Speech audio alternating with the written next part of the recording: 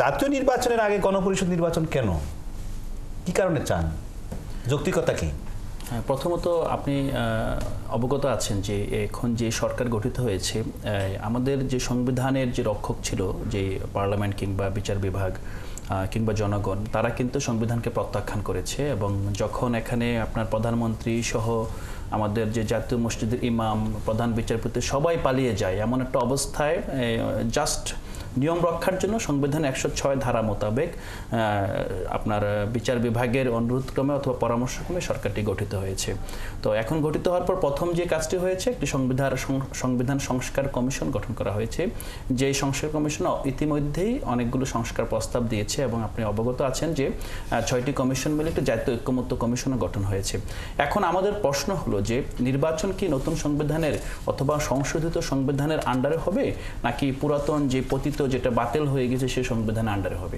এখন খুব স্বাভাবিকভাবে যদি নির্বাচন নতুন সংবিধান অথবা সংশোধিত সংবিধানের আন্ডারে হয়, তাহলে সংশোধিত সংবিধান তো আগে পাস করতে হবে, এটা তো জনগণের মাধ্যমে রেটিফাই করতে হবে। এটা কিভাবে রেটিফাই করবেন? একটা নির্বাচিত সরকার, একটা নির্বাচিত সংসদ কখনো একটি এই ধরনের আমূল সংস্কার করা সংবিধানকে গ্রহণ করার কোনো ক্ষমতা রাখে না অথবা বৈধতা দেওয়ার কোনো ক্ষমতা রাখে না, বরং আগামীতে যে সংসদ আসবে সেই সংসদের বৈধতা দিবে এই সংশোধিত সংবিধান। এই সংবিধানটা গ্রহণ করার জন্য আমরা বলি ঐতিহাসিক একটা ভুল 70-এ হয়েছে।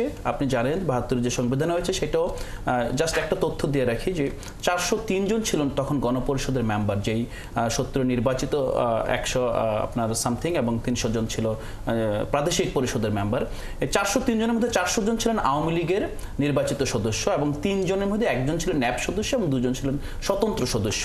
সেই একই কারণে কিন্তু আমরা বলছি যে 72 যে সংবিধানটা হয়েছে একটা আওয়ামী সংবিধান, মুজিববাদী সংবিধান। এখন জাতির সামনে একটা ঐতিহাসিক সুযোগ এসেছে, যেটা 90-এর গণঅভ্যুত্থানে যে কারণে ব্যর্থ হয়েছে, 3 জোটের রূপরেখা যে কারণে ব্যর্থ হয়েছে, কারণ সেখানে কোনো দালিলিক ভিত্তি ছিল না এবং যেই ভিত্তি না থাকার কারণে 96-তে আসে আবার হোঁচট খায়, আবার এখানে সংসদ 2 মাসের সংসদ করে সংবিধান সংশোধন করতে হয়। 2024 সালে আমরা আর ভুল করতে চাই না, সেই প্রেক্ষাপটে আমরা চাই এখানে একটি গণপরিষদ নির্বাচনের মাধ্যমে যে সংস্কার প্রস্তাবগুলো হয়েছে সেক্ষেত্রে প্রস্তাবগুলো গ্রহণ করা হবে, নতুন সংবিধান পাশ করা হবে, সেই সংবিধান আলোকে জাতীয় সংসদ নির্বাচন হবে। তাহলে সংসদ নির্বাচন এবং যে বিদ্যমান সরকার আছে এটা ইভেন 100 বছর পরও বৈধতার প্রশ্নে কখনো এটা টালমাটাল হবে না।